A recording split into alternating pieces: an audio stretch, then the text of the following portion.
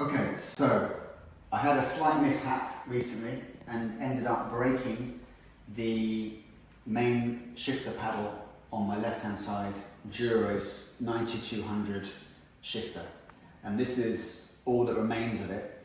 So this is the broken one here, and this here is one that I've stolen from my old Factor Ostro.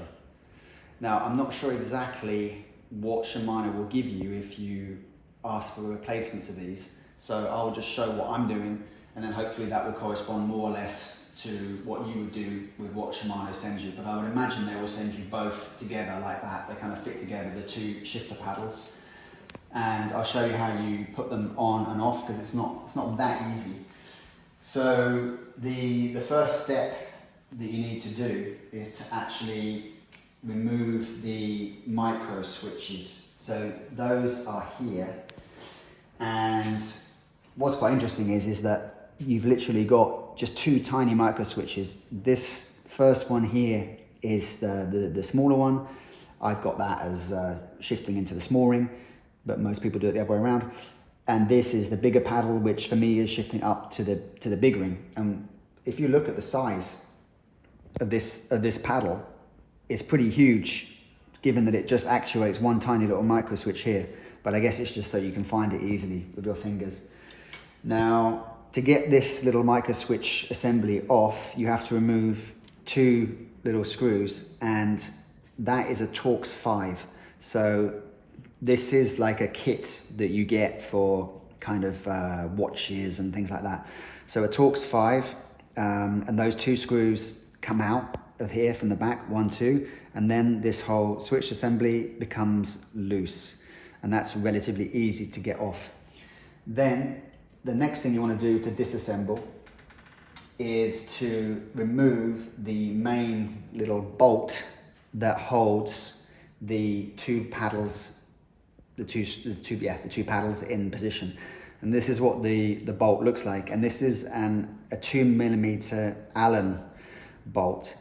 And if you just come down here and you look underneath the lever, you can see where this goes. And basically, it goes up in there. So if you push the lever out, it gives you a little bit more space to work with, because this bolt is very tight, and you need to make sure that you get a nice, good connection with the Allen key. And then loosen it off, but it is pretty tight, and you do not want to round off the head, because then you'll never get it out.